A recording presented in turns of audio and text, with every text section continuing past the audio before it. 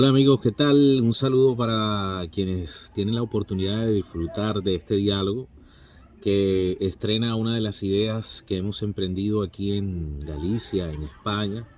Esto que tiene por nombre Buenas Migas, que significa esta expresión, buenas amistades, o una buena vibra, o una buena energía de alguna manera. Yo soy José Rafael y como siempre les saludo con todo el amor, con todo el placer para poder presentarles a ustedes estas iniciativas que pretenden esencialmente dialogar. Hoy vamos a conversar con un amigo, un gran ser humano que he tenido la oportunidad de conocer en este lugar.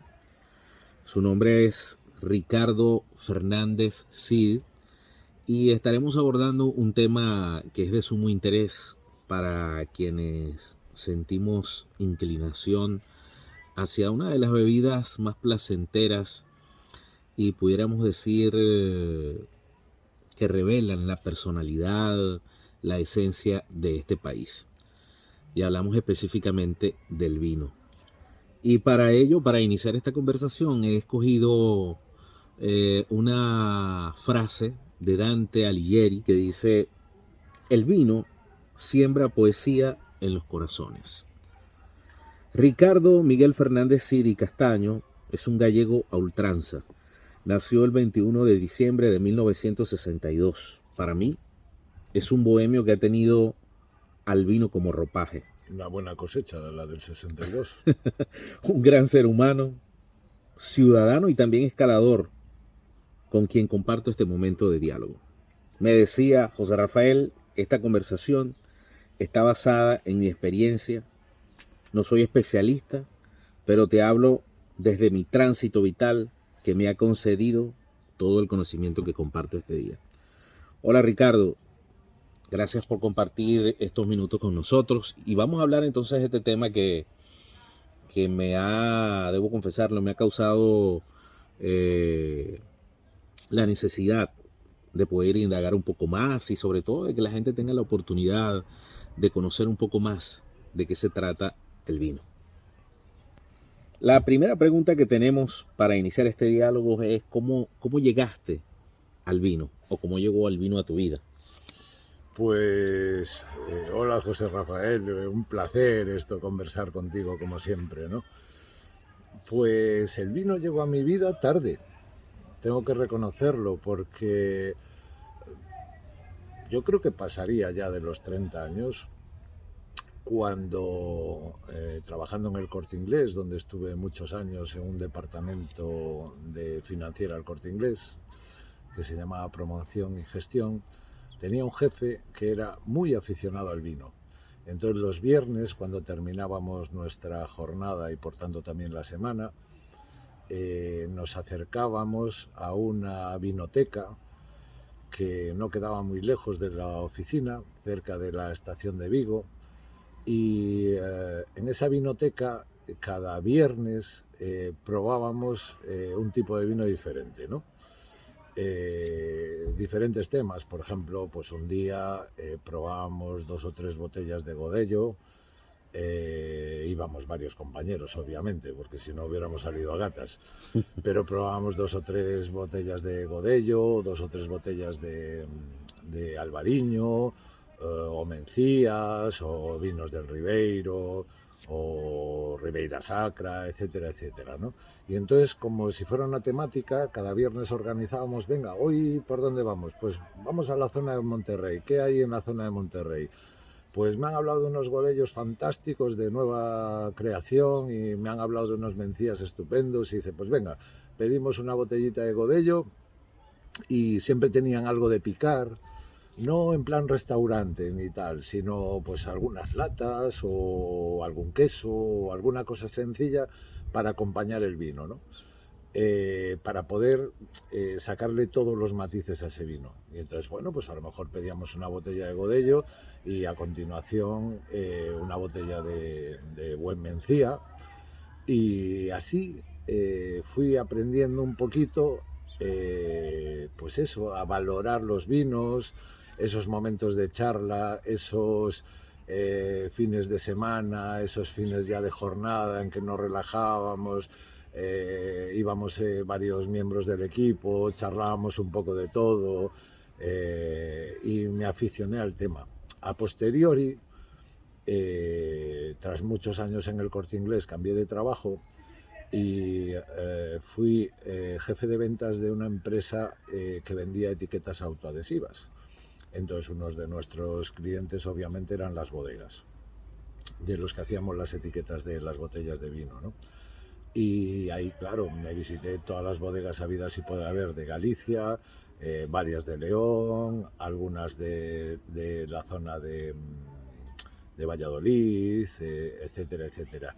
Y ahí me aficioné más, porque hablando directamente con los bodegueros y viendo esa pasión que todos tienen por el vino y tal, te contagias, ¿no? Y te das cuenta que el vino no es un producto cualquiera. Aparte de ser parte de nuestra cultura, algo enraizado ya desde la época de los romanos en estas tierras, que fueron los primeros que trajeron las primeras cepas, engloba infinidad de cosas. El vino es poesía, el vino es placer, el vino da lugar a conversaciones maravillosas, el vino apacigua el espíritu, el vino desata la lengua, etcétera, etcétera, etcétera. El vino proporciona momentos maravillosos. Obviamente, siempre con moderación, hay que saber beber.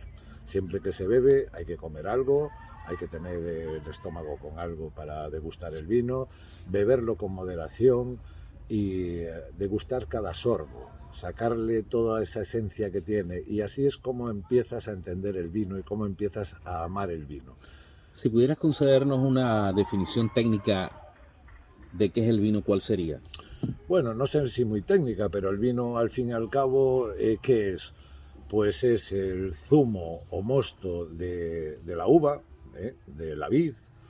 Ese mosto, o sea, la vid se recoge, después se estruja, se aplasta, se saca ese zumo, ese mosto, y ese mosto después se deja fermentar y los azúcares que contiene el vino se convierten en alcohol.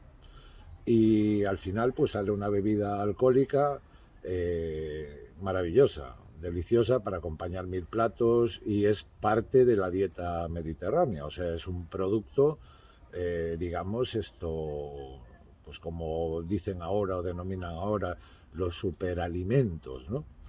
El vino además es un producto pues bueno para la salud. Siempre estamos hablando de consumido con moderación. Al fin y al cabo tiene alcohol, ¿no? Y consumido con moderación y con un poco de cabeza, un vaso de vino en las comidas es un complemento ideal en una dieta mediterránea. En tu tránsito vital, ¿cuánta variedad de vino has degustado o cuántos tipos de vinos has conocido? Bueno, yo he probado absolutamente todos los vinos gallegos. O sea, las denominaciones de origen las he probado todas. Y además he tenido la gran suerte de conocer a bodegueros.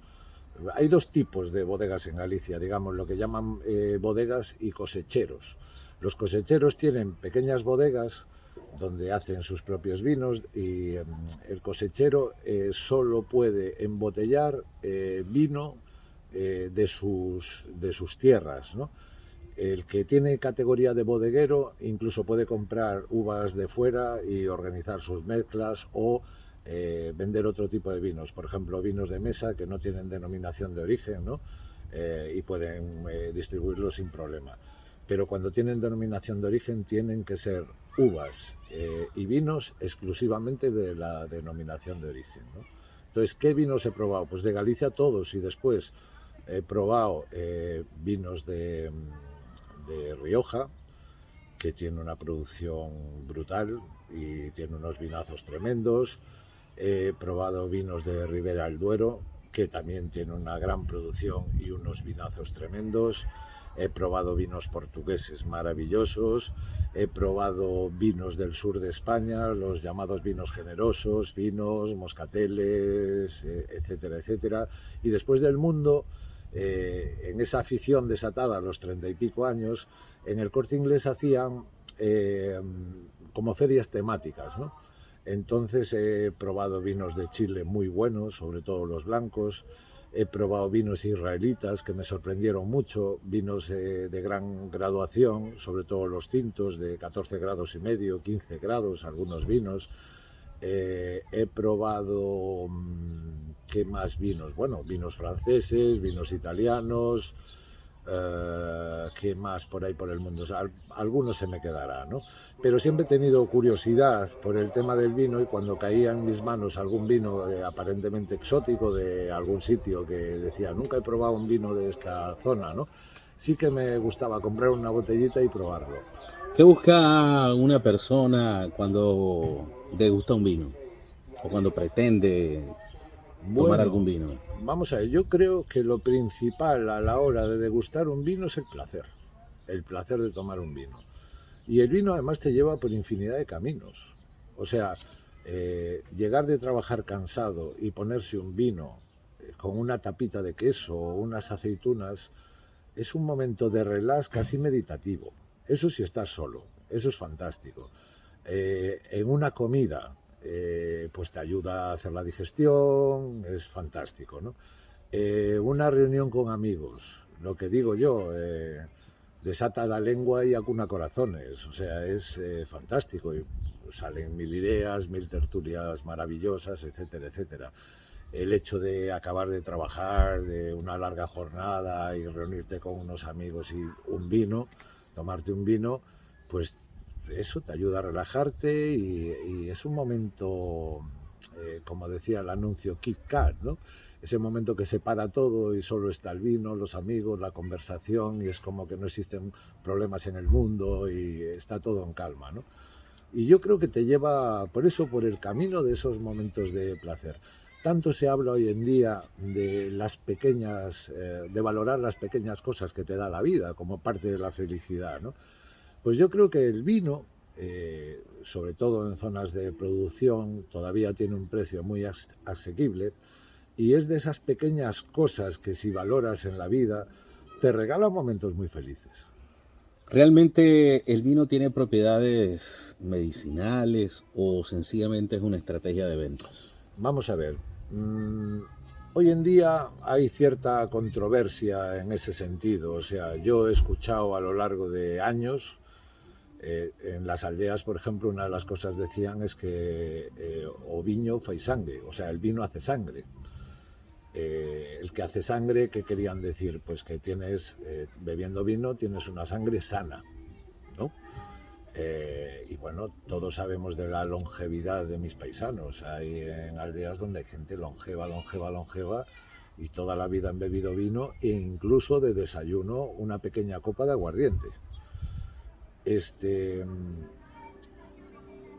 Yo he sufrido varios infartos y tras mi primer infarto me decían el cardiólogo que una copa de vino en las comidas era cardiosaludable porque tiene una sustancia que se llaman taninos que son muy buenos para el corazón, ¿no? Una copita de vino. Además es vasodilatador también el vino y que venía muy bien. Esto lo he escuchado toda la vida, pero recientemente no sé quién se ha sacado de la manga algún tipo de informe que parece ser que el vino ahora está otra vez defenestrado. Y ahí es donde yo creo que son campañas de tipo político o no sé qué pretenden. Porque yo me remonto a la historia. El vino es parte de nuestra cultura. Si el vino fuera malo, hace muchos años que se hubiera eliminado del mercado, ¿no? Como otras sustancias que no se han, bueno, pues que se ha visto que no eran buenas y se han eliminado del mercado. Y el vino sigue siendo hoy en día, en Galicia se producen millones de litros que se venden en todo el mundo, ¿no? Entonces, algo no tiene o no puede ser malo cuando lo bendicen. Ciertamente, para los cristianos es el cuerpo La de Cristo. sangre de Cristo. Sí, señor, la sangre de Cristo. Claro, Correcto. o sea, imagínate si está enraizado en nuestra cultura, tanto la cultura española como la posterior influencia que hemos tenido en toda Sudamérica, ¿no? Y entonces, bueno, es parte de nuestra cultura. Es necesario cuando vas a degustar un vino y vas a comer, establecer los maridajes. Hay gente que dice que si vas a comer pescados tienes que tomar un vino blanco, o si vas a comer carne roja tienes que tomar un vino tinto, etcétera. Pues estos asuntos que parecen ser como etiquetas. Bueno, pues mira, hace un momento lo tocaba. O sea, no se puede beber vino sin comer algo, ¿no? Y después hay cosas que no hace falta que lo diga yo, es que cualquier comensal lo puede comprobar. Tú te coges los mejores mariscos del mundo, que probablemente sean los de las Rías Gallegas, y los maridas con un albariño, que también es de las Rías Gallegas, y el maridaje es perfecto. O sea, se potencia el sabor del marisco y se potencia el sabor del vino. O sea, ambos es como si hubieran nacido para tomarse juntos, ¿no? Al igual que, por ejemplo, si estamos tomando carne de caza, un jabalí, que es una carne fuerte, muy fuerte, y se toma un vino con cuerpo y con graduación y tal, la digestión es menos pesada, sabe mejor el vino, sabe mejor el jabalí, y así te puedo decir mil cosas. Por ejemplo, el dicho de también te la han dado con queso, ¿no?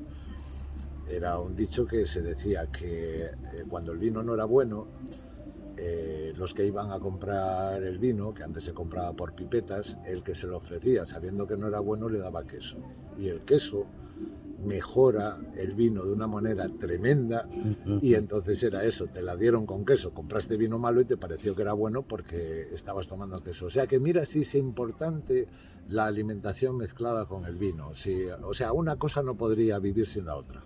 ¿Qué características le otorgan el perfil de excelencia a un vino? Bueno, hay muchas, hay claro, cualquier enólogo podría hablar muchísimo más que yo, ¿no? Pero sobre todo las características de los buenos vinos es la tierra. O sea, la tierra tiene una serie de bacterias que son las que hacen que la vid evolucione de cierta manera, y que después al hacerse el vino tenga las características que tiene. Por ejemplo, el vino de Albariño se cultiva en las Rías Baixas, y las Rías Baixas tiene diferentes zonas, ¿no? Por ejemplo, la zona del Salnés, que es por la zona de Cambados, es una zona maravillosa para el albariño. Ahí se hacen normalmente albariños monovarietales. ¿Y qué tiene la zona del Salnés diferente que no hay en el resto del mundo? Pues tiene una bacteria en el suelo que hace evolucionar la uva de tal manera que genera una serie de productos químicos que después en el vino generan un equilibrio que es lo que le da una calidad brutal. Y después hay otra zona que también pertenece a las Rías Baixas, que es la zona del Rosal, donde digamos que los albariños que se hacen ahí a lo mejor son un poco más recios de sabor, y entonces no suelen ser albariños monovarietales. Se mezclan con uva reina también de esta zona, como puede ser, así de pronto se me ocurre la Treixadura, o también ¿cómo se llamaba? Bueno, ahora mismo no me acuerdo, después cuando no lo piense me saldrá. Otra variedad de uva que a lo mejor una botella lleva el 90% de albariña, de uva albariña, y después el otro 10% va en diferentes porcentajes, depende del bodeguero, de esta treixadura, y puede ser un torrontés o puede ser, bueno, pues otro tipo de uva también buena, que genera esas mezclas que equilibran el vino y lo hacen maravilloso, ¿no? ¿Qué significa precisamente eso, la denominación de origen de un vino? La denominación de origen de un vino es hay zonas que para protegerlas crearon lo que son los consejos reguladores. Los consejos reguladores lo que hacen es vigilar que la calidad del vino, lo primero, que ese vino sea de esa zona. Lo segundo, que la calidad del vino sea aceptable, o sea, con unos mínimos de calidad para poder etiquetarse con la etiqueta de la denominación de origen, ¿no? Y las denominaciones de origen son zonas acotadas donde se da ese tipo de vino, y no se puede embotellar o vender otra cosa bajo esa denominación de origen. Entonces, bueno, pues hay denominaciones de origen, por ejemplo la de Ribeira Sacra, que embotellan Godello y embotellan Mencía, y no hay otros tipos de vinos, ¿no? Es lo que tienen allí. la denominación de origen de Rías Baixas. También ahora se empiezan a cosechar mencías más cerca del mar y se están dando bien, con bastante éxito, pero básicamente son vinos blancos, ¿no? La zona de Monterrey es una zona que tiene vinos parecida a Ribeira Sacra. También es una zona que no es muy antigua, su consejo regulador, y se han empezado a hacer vinos también godellos y mencías fantásticos, ¿no? Y después la zona del Ribeiro tiene sus propias uvas, es de las zonas más antiguas en la cosecha de vinos. Por ejemplo, te voy a contar una curiosidad. La primera cepa que trajeron los romanos se llamaba Peresileira. ¿Y por qué se llama así? Porque la hoja era muy parecida al perejil. Entonces fue de las primeras cepas, las más antiguas. Yo conozco a un bodeguero que la tiene y fue el que me contó la historia, ¿no? Peresileira, porque la hoja se parecía al perejil. El problema es que no se siguió promocionando ese tipo de parra, digamos, o de cepa, porque no daba mucha cantidad. Y entonces lo que se pretende es que las cepas den cantidad y calidad, ¿no? Por ejemplo, el torrontés es una uva de categoría y da calidad y cantidad. La treixadura es una uva reina, no da tanta cantidad como el torrontés, pero es de una calidad formidable, ¿no?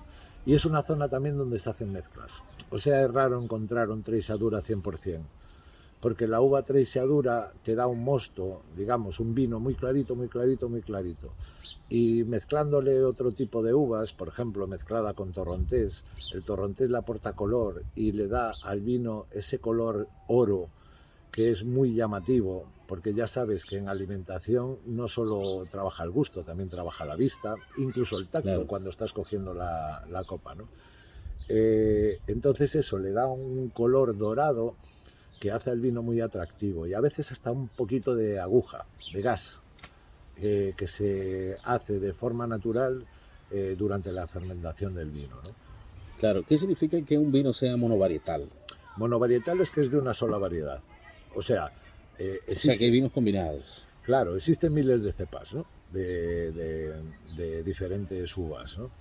En España hay cientos de ellas, ahora no podría decirte la cantidad. Lo que pasa que para hacer vino no valen todas, ¿no? Hay uvas, por ejemplo, que se utilizan simplemente para postre, ¿eh? Hay uvas que se utilizan para el vino, y monovarietal es cuando una botella de vino lleva dentro un vino de una sola variedad. Por ejemplo, albariño, uva albariña nada más, ¿no? Por eso te hablaba antes la diferencia. En la zona de Cambados son casi todos monovarietales, o sea, solo llevan albariño. Y en la zona del Rosal, que también pertenece a Rías Baixas, los vinos ya no son monovarietales, llevan mezcla, llevan albariño y en uvas de grandísima calidad, pero en porcentajes más pequeños, llevan esa mezcla, que es lo que consigue ese equilibrio en el vino que los hace tan especiales. Y el Rosal tiene vinos buenísimos, pero muy, muy, muy ricos, muy apreciados, ¿no? ¿Qué es un vino de crianza? Un vino de... Vamos a ver, los vinos jóvenes gallegos por norma son vinos jóvenes gallegos. ¿Qué significa joven? Significa que una vez recogida la uva, hecho el mosto y dejado fermentar, y una vez que ya está fermentado el vino, llega un momento que el azúcar satura en alcohol y no satura más. O sea, llega un momento que satura a 12 grados y medio y a partir de ahí ya no satura más. Entonces ya está hecho el vino, ¿no? Entonces, los vinos gallegos por norma eran vinos jóvenes. ¿Qué significa esto? Que hay que beberlos en el año, ¿no?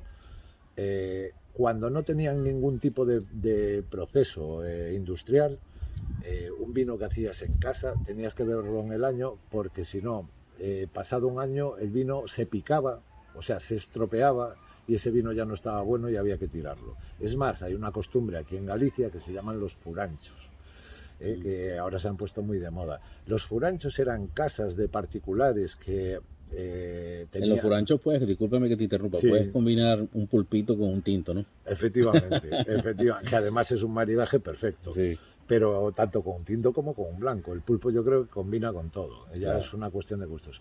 Pero los furanchos eran casas particulares o pequeñas bodeguillas que una vez el vino que no habían conseguido vender antes de empalmar con la siguiente cosecha, organizaban los furanchos, que eran sitios donde la gente iba a beber vino a un precio muy bajo para liquidar lo que sobraba, y además se les daba obviamente siempre comida, y esa comida eran cosas muy de casa, o sea, tortilla de patatas, pimientos de padrón, pulpito, croquetas, o sea, cosas muy sencillas que se podían hacer en casa y se servían con ese vino. ¿Qué pasa? De esta manera también rentabilizaban un poco ese excedente. Además de venderlo, pues oye, el de casa pues se sacaba unos dinerillos con los furanchos justo antes de empezar con la vendimia de la nueva cosecha. Leía en algún trabajo periodístico que existe una variedad de más de 300 tipos de vinos en España. Pero espero que así sea. Sí, no me extraña. Que sea fehaciente esa información. Y en medio de esa variedad, tú que has tenido la oportunidad de probar unos cuantos, ¿cuál te ha causado una sorpresa? Que digas, oye, alguna vez tuve la oportunidad de probar un vino que no esperaba que tuviera este sabor, la acidez, todo eso que se busca cuando pues mira, uno degusta un vino. La mayor sorpresa que me llevé, porque yo ahí pasé varias fases, o sea, primero, digamos que empecé casi por los vinos de fuera, o sea, lo más conocido, lo más típico y tal, era tomarte un vino de Rioja, un crianza de Rioja, un gran reserva de Rioja, los vinos de Navarra fantásticos, además tenían un precio excepcional. Eso lo descubrí hace muchos años, te podías comprar un reserva o un gran reserva de Navarra que eran formidables y eran las mismas uvas de Rioja, lo que pasa que a un precio muchísimo más barato porque estaba emergiendo el mercado en ese sentido. Después de una época para acá, digamos 20 años, el Consejo Regulador te lo diré, de la zona de Valladolid, que es... bueno, ahora no me sale el nombre, ando un poco espeso. Es el de Ribera del Duero. El Consejo Regulador de Ribera del Duero empezó a funcionar muy bien, le dio mucha categoría a sus vinos, empezaron a cotizarse muy bien. Ahí hay un vino que se llama Vega Sicilia, que es una auténtica joya, Protos, etcétera, etcétera, o sea, una serie de marcas tal. Y al principio yo me iba un poco por ahí. Cuando empecé a descubrir los vinos gallegos, dije, parece mentira que nadie es profeta en su tierra, ¿no? Porque cuando empecé a descubrir lo que teníamos aquí, me quedé fascinado. Y concretamente lo que más me sorprendió es que visitando a un bodeguero de Ribeira Sacra, con el que hice cierta amistad, aparte recuerdo que tenía una bodega muy especial, porque es la única bodega que está justo al lado de o sea, está hecha en la antigua casa de un cura y justo al lado de un cementerio, o sea, está la bodega y el cementerio. Y yo no sé si... tendrá que ver con... Yo no sé si el tema de los muertos, la tranquilidad que hay en los cementerios y tal, hace que sus cepas sean muy especiales. Pero es que además fue de los primeros que era otro apasionado del vino, o es otro apasionado del vino, y fue de los primeros que empezó a hacer crianzas con el vino de Mencía, que tradicionalmente no se hacían crianzas porque se creía que era un vino que envejecía muy mal, ¿no? Es un vino que tiene graduación para criar, pero es un vino muy especial y como que envejecía muy mal, ¿no? Y sin embargo no fue así. O sea, lo que empezaron fue a investigar sobre el tema y este había hecho una mezcla de, no sé si basado en el vino de Mencía, le había mezclado 3 o 4 uvas más y tenía allí 900 litros que llevaban 9 meses de crianza. Y él con mucha ilusión me estaba hablando del tema y tal, y pues también vio que yo tenía afición y tal, y de repente metió ese artilugio para catar dentro del barril y sirvió, escalció, 2 copas de vino, nos las tomamos y me quedé fascinado. Y me dijo, ¿y eso que todavía está sin hacer? Me dijo. Sí. Y le dije yo, por tu padre, guárdame una caja. Qué bien. Y dice, ya no le pregunté ni el precio. Y dije, por tu padre, guárdame una caja de esto, porque me pareció muy especial. Pero también te digo, hay más. Yo conocí al gerente de Vini Galicia, por ejemplo, Juan Luis, que es otro enamorado de los vinos, y este incluso ha comprado bodegas pequeñitas con el fin de recuperar esos vinos de cepas centenarias, para hacer pequeñas producciones, pero ya como una cosa personal, como, ¿sabes? Claro. Aparte del negocio que ya llevo y venden una cantidad tremenda, después tener cosas muy especiales de decir, no, pasito a pasito vamos a subir el nivel, vamos a subir el nivel, vamos a subir el nivel, ¿no? Claro. Eso es lo que me apasiona también de esto, ¿no? Claro, hay una postura que expresa que el hogar predilecto del albariño son las Rías Baixas. ¿Qué puedes decirnos de eso? Sin lugar a dudas. Es más, mira, había una leyenda que he leído que no es cierta, y yo había dado por cierta, porque parece ser que estaba documentada y tal. La uva albariña provenía de Alemania, de la Selva Negra. Pero sin embargo, cuando la trajeron aquí,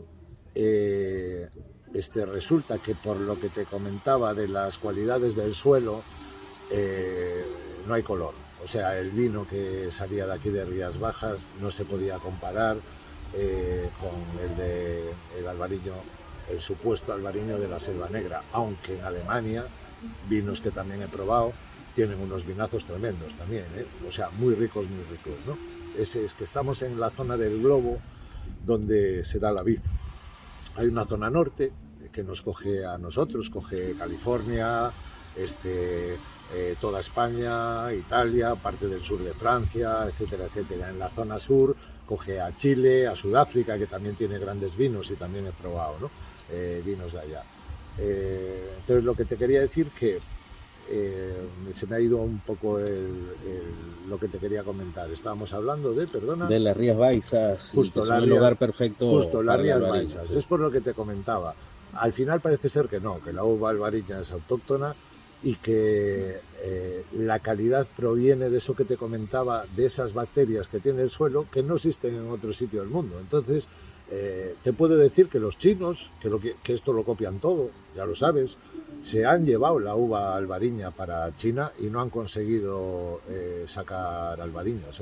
El albariño es perfecto sobre todo para este ambiente veraniego, que también tiene sus sonidos, tiene sus características propias, ¿no? Sí, mira, ahora yo no sé si está saliendo en la grabación, pero por ahí estamos escuchando música, este ambiente de verano. Sí, claro, los sonidos de la ciudad, del lugar. Justo, este es un sitio muy tranquilo, pero bueno, tenemos una obra ahí cerca que...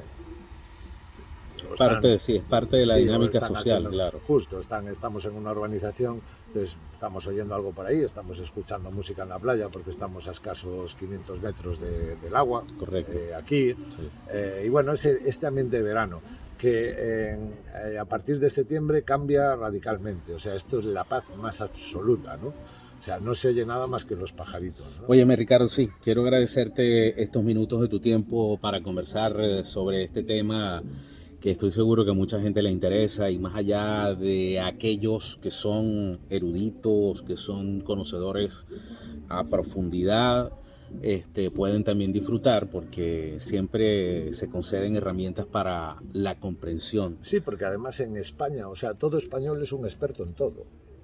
O sea, aquí todo el mundo es experto en política, experto en fútbol, experto en vinos, experto en virus, experto en todo. Aquí en este país somos así, todos somos expertos en todo. Entonces decir que yo no soy un experto, simplemente un gran aficionado, me gusta mucho y me encanta aprender sobre ello. Y sobre todo cuando iba a visitar las bodegas, es que me quedaba, pero ya te digo, atónito, escuchándoles, y sobre todo una cosa que te contagian. Todo bodeguero tiene una pasión, porque además es un trabajo duro, y todo bodeguero te transmite una pasión sobre su producto que te contagia. Qué bueno que así sea. Sí, sí. También quiero agradecer, por supuesto, a las personas que tienen la oportunidad de disfrutar de este diálogo, y recuerden que este programa tiene por nombre Buenas Migas. Mi nombre es José Rafael Rivero. Nuevamente les reitero el agradecimiento a Ricardo por compartir este momento de diálogo, recordando aquellas palabras que siempre utilizo en estos momentos, que dicen: el diálogo es el ejercicio más auténtico y fructífero del espíritu. Lo decía Michael de Montaigne. Muchas gracias, Ricardo. Pues muchas gracias a ti y seguiremos haciendo muy buenas migas. Claro.